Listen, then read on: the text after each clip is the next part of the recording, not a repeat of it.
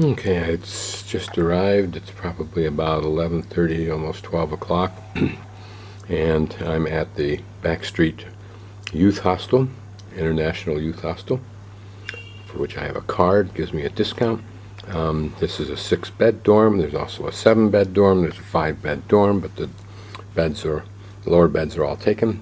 Here, there's nobody in here. I've got my choice right next to the window, which I like, and I'm just starting to get myself sorted out. In Guilin. This is the entrance to Heavenly Peak, I think it is.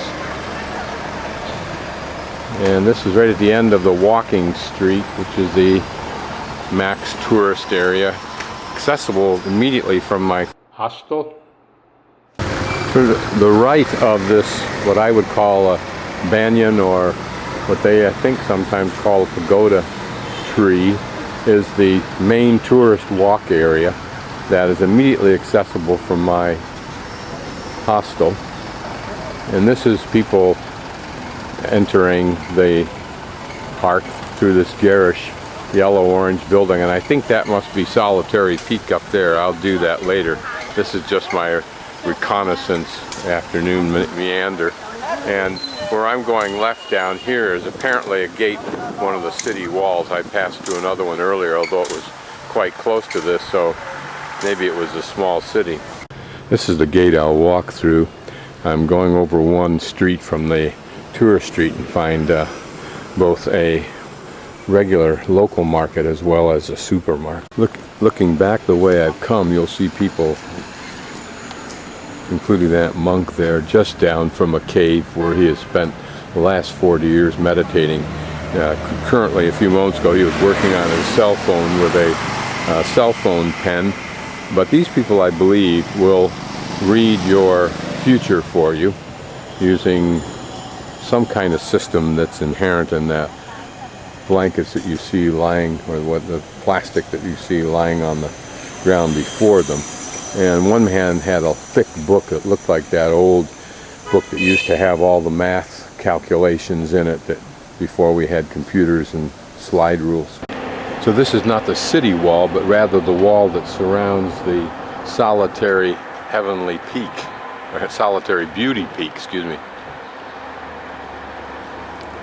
And I'm paralleling, walking along the west side of it. I had to stop and had a couple of dumplings with some very deadly kind of a little sauce that you can put on it. I just put a little dab inside my bowl and dipped into it a couple times just to cauterize the inside of my mouth. You can see that they hike to the top, so later this week we'll do that.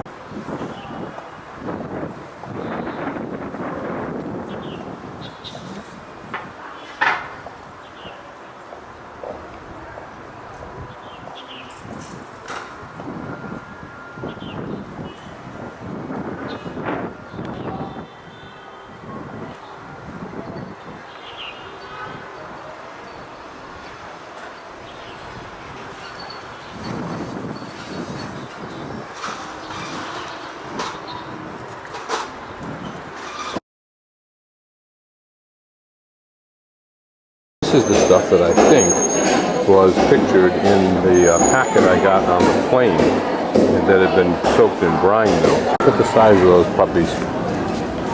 Wonder what you do with them, what you cook with them over time. All kinds of tubers here. Some look familiar, some don't.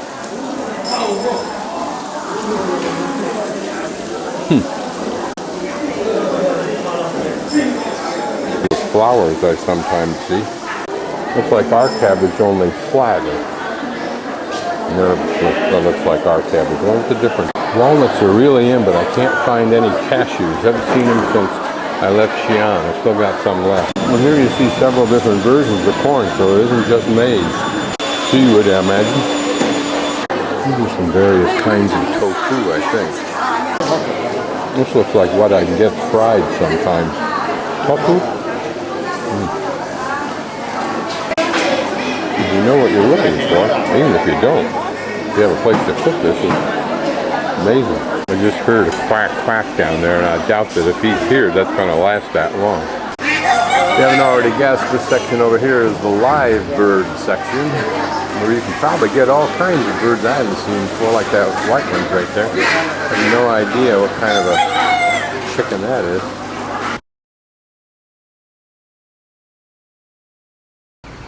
It's about 7 in the morning, and I'm starting my first full day in Guilin.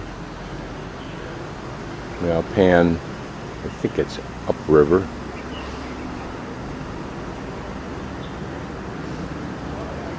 Past sites that I'm sure I'll become more familiar with.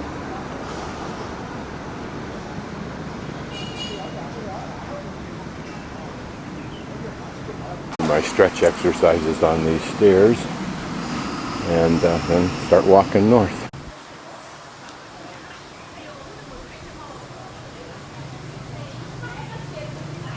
No idea what he's doing, unless that's his dog swimming alongside of him.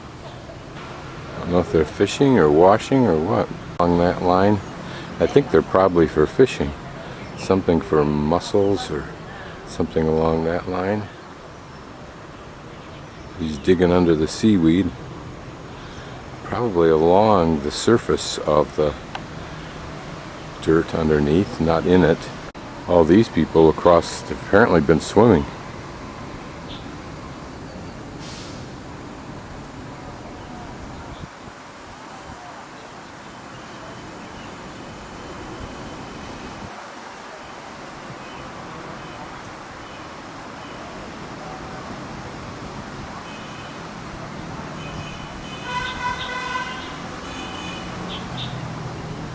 All the different ways the people gear up for the day.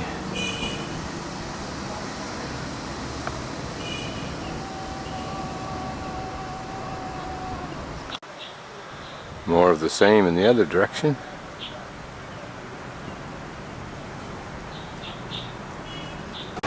My hostel back street. Back youth hostel is right down that little street where you see the blue bus pulling out. And this is the view down a very pretty tree arcade alongside the river that I'll walk to get to my first point, Mulong Lake. It's interesting to note an even greater profusion of palm trees indicating our movement to the south, and the moss and other parasites growing on the other trees. Pretty walkway down through here, and many people taking advantage of it this morning. That man can swim.